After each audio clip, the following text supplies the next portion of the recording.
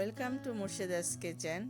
আজকে আমি বানাবো বাহারি ডিমের শামি কাবাব। আশা করি আপনাদের ভালো লাগবে। এখানে আমি 3টা ডিম নিয়েছি আর একটা ছোট আলু নিয়েছি। ডিম আর আলু একসঙ্গে গ্রেট করে নিয়েছি। এখন এদিকে পুদিনা পাতা 1/4 কাপ, হাফ কাপ পেঁয়াজ, 1/4 কাপ কাঁচামরিচ আর লবণ এখানে 1 চা চামচ, জিরা পাউডার 1 চা চামচ, ধনিয়া পাউডার 1 চা চামচ, গরম মশলা 1 চা চামচ আর গোলমরিচ 1 চা চামচ। এখন আমি সবগুলো একসঙ্গে এটার সঙ্গে মিক্সড করে নেব। এখানে লবণ আর ঝালটা যার যার ইচ্ছা মতো দেবেন। এখন আমি সব ঢেলে নিচ্ছি। এখন পেঁয়াজ, কাঁচামরিচ এটা আগে এখন ভালো করে এখন কষলাবো, আগে কষলে সফট করে নেব।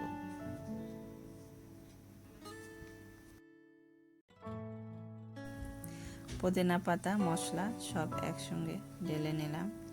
এটাও আমি পেঁয়াজের সঙ্গে মিশিয়ে নেব।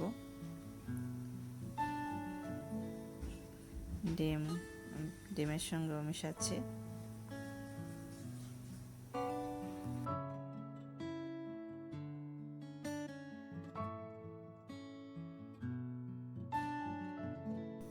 এখন আমি সবগুলো গোল গোল করে শেপ করে নেব। ভালো করে চেপে এটা গোল করতে হবে, তা না হলে ফেটে যাবে।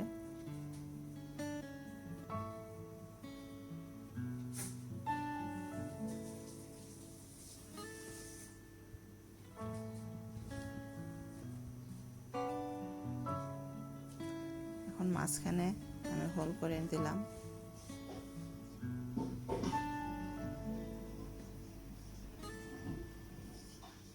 এখন ডিমে চোবাবো।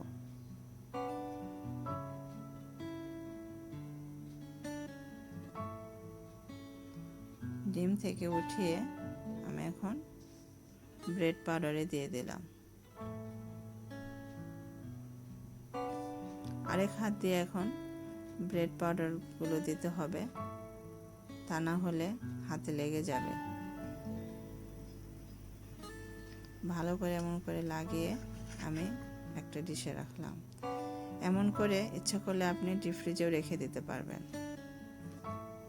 এখন আমি তেলে ভাজবো।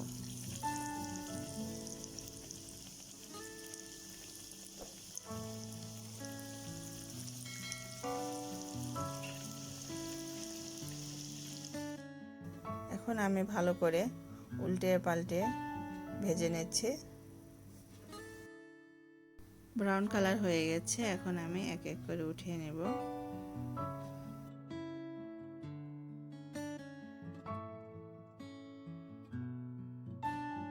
এই তো তৈরি হয়ে গেল আমার বাহারি ডিমের শামি কাবাব। আশা করি আপনাদের ভালো লেগেছে। দেখেন কেমন হয়েছে। যদি ভালো লেগে থাকে তাহলে লাইক, শেয়ার অ্যান্ড সাবস্ক্রাইব করবেন। Thank you.